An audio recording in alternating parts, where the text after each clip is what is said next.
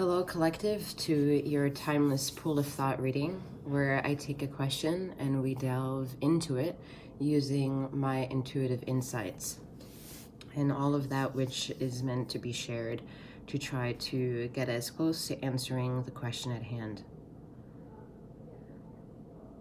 Today's question will be: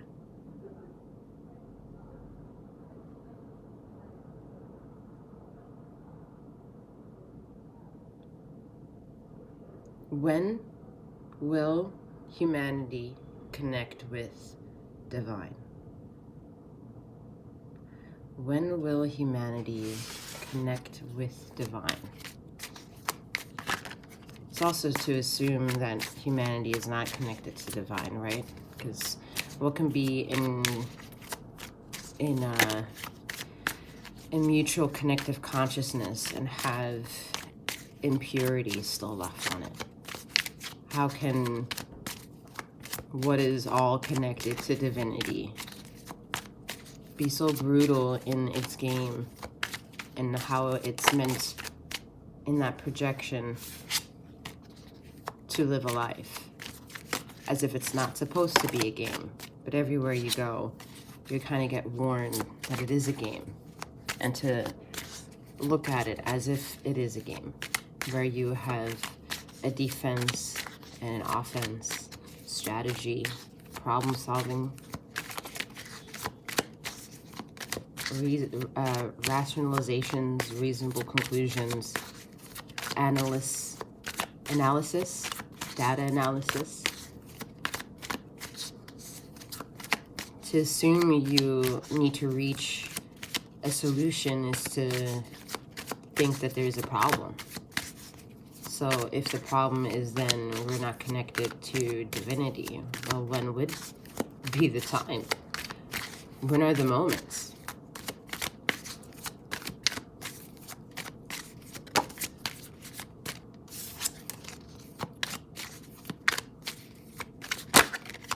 It's because the independent path of trying to figure out who you are affects me, because, well, your bullshit is my bullshit. I don't know about your bullshit, and neither do you know about my bullshit. And my bullshit won't necessarily affect you because you won't get sick from my bullshit. I can't get sick from your bullshit. But for some reason, whatever you do or not do,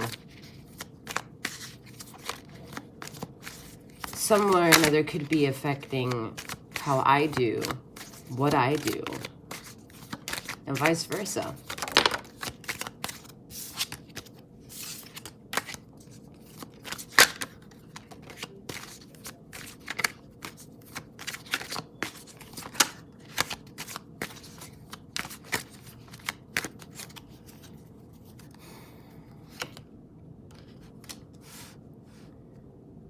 Seven of Pentacles, Eight of Wands, Nine of Wands,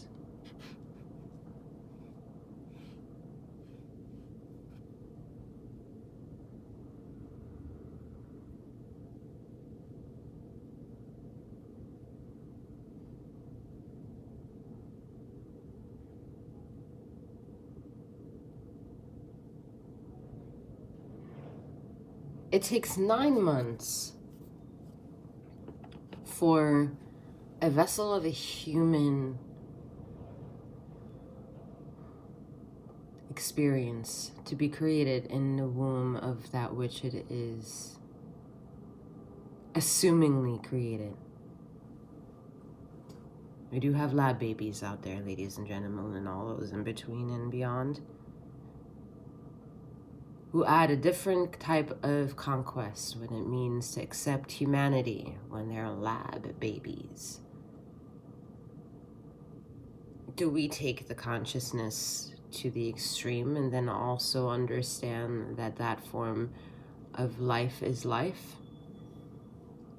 But where do we cross the line, if there are any lines, to the paradigms of what it means to have an organic experience instead of having to take your opinion, strategize it, analyze it, reach to reasonable conclusions, and the outcome being now a mutation of some sort because of inquisition at hand.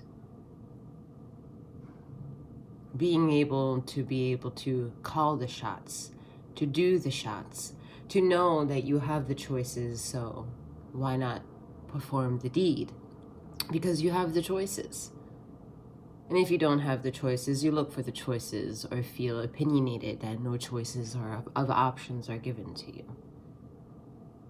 There are all these individual pros and cons that outweigh as to how someone feels fortunate or not in their paradigm of existence, making it a fucking problem of independency.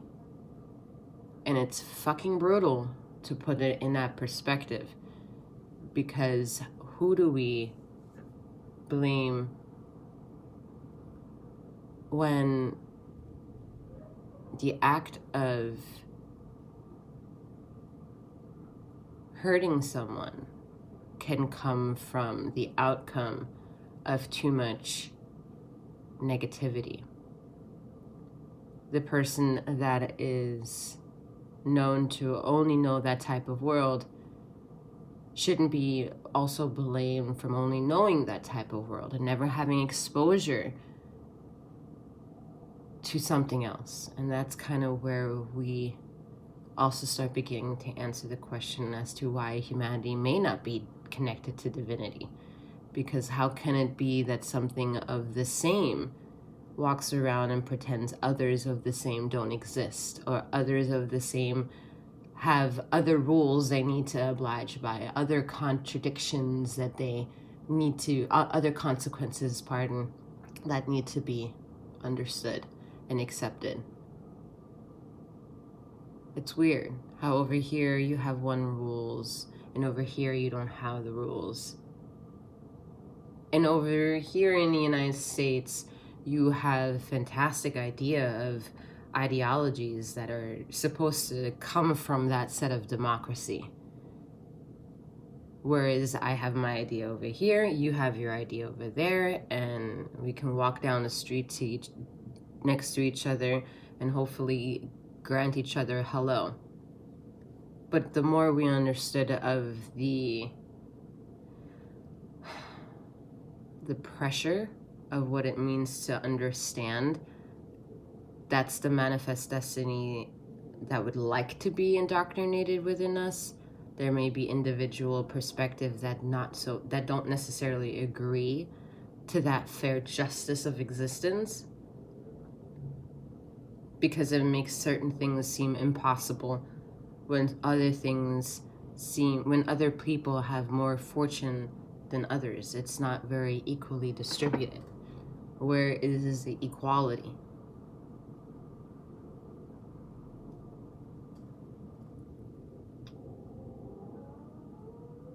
It's like taking a whole notion and thinking that the democracy is like a posse of a clique in high school. You have your clique over there, your clique over there, and your clique over there, and come recess time, they all kind of fuck with each other because they know that, well, to have integrity and the posse of a group means to be part of the legacy of being a leader, to show up and say, yeah, I'm in this posse. But you ask them all to sign a permission slip and go spread out their groups because the substitute teacher is assigning them to sit different groups to get them all mixed up and mingled up and shit.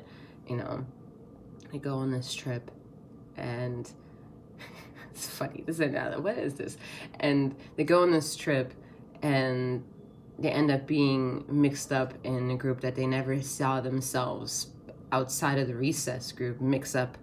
And they don't really know what to do when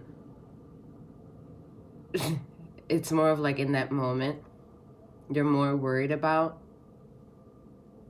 what will happen to come recess time, of a time that they have no control over, instead of enjoying the present moment of the opportunity to be able to be mixed up. And I think that's what goes away for the majority of the collective if if this siren has to be now even louder, mind your own business. Because in minding your own business, you'll understand what it means in a very fragile of a second, whether or not you are there to assist the moment, kill the moment, nurture the moment, surrender into the moment. Only in those moments where the consequences are bigger than you can you know what to do by only minding your own business. It is a contradiction to what the more branches that you go off of studying how vast Earth is and how vast information goes and how competitive it is to exist and to think and have and share an opinion. It becomes exhausting. So could it be right now? Yeah, fuck yeah, it could be right now. They could feel more connected to divine. As a whole, good luck in figuring that out, because as a whole would mean you loving the whole of you. It's already difficult, right? Look at that, Wheel of Fortune. Loving the whole of you. All of is a collective. All of us share the pain. I don't know if you saw the Seven of Swords showing up earlier when I flew out of the deck as I was shuffling. I wanted to say something, because I can't fucking stand that goddamn card. It's the worst card for me. Seven of fucking Swords, man. Seven of fucking Swords. It has a lot to do with the drama unfolding and being who you are. That has always happened from the dawning, the moment that you chose to take your breath. Mommy and daddy didn't give you your breath. They created you so you can have the blueprint, so that the courage of the light within you that automatically then knew in a moment of that trauma of coming out of your womb, I have to breathe. I have to survive on my own. And in that moment, deception became relevant in life. The irony. And the deception has to rely on the fact that honoring the moments where we see each other as whole, as being mirrored reflections of each other, is to understand that in a journey of awareness, when you're taking that self-awareness and you're collaborating it through what you believe to be enjoyed or sought after, whatever it is that you enjoy from hearing or from enjoying from others, that you're taking in from others to kind of like formulate who you are, it all has something to do with your ego. And your ego loves to do that. Your ego loves to battle. Your ego loves to show up. Your ego loves to have fun and be whatever the fuck it wants to be in any moment. And yeah, does it require character development? Absolutely. But that's where the collection of time gives us the permission to say, well, we have nothing but time to figure that complexity out for ourselves. But if we don't understand that the mirrored reflections of which we are for each other goes into so far deeply as to minding our own business, is to know that, well, I take everything in as 100% as possible, right? And in it, I show up as 1,000% of myself by worrying about only myself. Because in that testament of that moment, people have to learn the same things that we all suffer, whether or not we can ask for help, whether or not someone's going to show up for our help when we are in need of it, whether someone is going to come save us if we're in danger, whether or not we're going to do the saving if someone else is in danger. But we're coming into a collective thing where you can be in a crowd of people and one bad thing happens. And instead of the 20 people around that one thing, seeing that one thing go bad, it's so delusioned in their own world that they have no conception what it means to share their own world with everyone else's world and be able to save that one bad thing. I hope that's understood.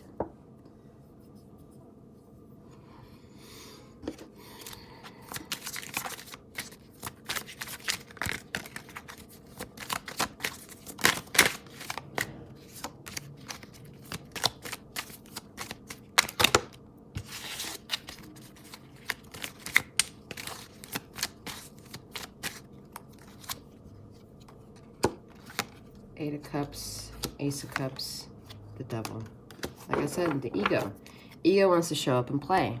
And everyone's so afraid of the devil. And then when you're so intrigued by having some guts and taking a dive into knowing that, oh, the devil energy is actually great energy. It's actually a fallen angel. Well, I can fuck with this. Let me get into this situation and know better of themselves. And those people who then love the energy of the devil, not Satan, devil, all right, they understand that, oh, this is what it means to be sarcastic. I can take ownership for the struggle of my life and spin it to the form that you think I'm taking life seriously. Well, I am taking life very seriously, but in a way that I'm triggering everything.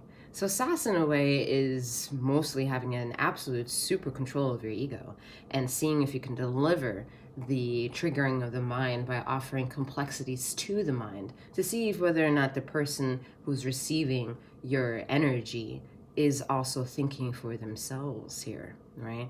So that's the quality of what can be really good with the Seven of Swords energy, as much as I can't fucking stand that card. Because after a time of being at the end of manipulation, end of the bruising, the end of being a victim, end of being someone who is tired of running into shitholes of other people's negative actions or anything that's negatively being pressured onto you, it can cause your anger to spin in such a degree that you have an absolute wonderful control over it, that you use it to foster inertia and power and passion to the places where you can gain nothing but amazing things here with the Ace of Cups, where you have a fantastic understanding of what it means to have a conversation about the devil and not be so damn triggered when the word comes up. Because if the people get so damn triggered when the word devil comes up, why are they not triggered when they use the word God in the same sentence or the sentence before and after? Because that's something I never understood as not religious that I am. Because to use these certain words that have like big, huge taboo of some sort of definition, sought after, seeking thing, whatever. The devil and God they take the cake, all right? They take the cake of making any form of inquisition of life very fucking difficult to be like, all right, do I have a sense of identity or can I blame any of my sense of identity on someone else? And I think the more we get into blaming others for the things that we should do, we're losing immediately the connection with divinity. Because it doesn't mean to exclude. It doesn't mean to push away. It means to include. But with the inclusion, if inclusion means that what cannot be included automatically pushes itself out, that's natural, organic evolution of what can't mesh together. All right, I'm going to leave the messages there. I hope that whatever it is that you were looking for at this time is here. And may you subscribe to both of my channels and see what kind of content I have flowing from between the two. And may you have a wonderful morning, noon, or night, wherever you are in this ether of time and space. Take care.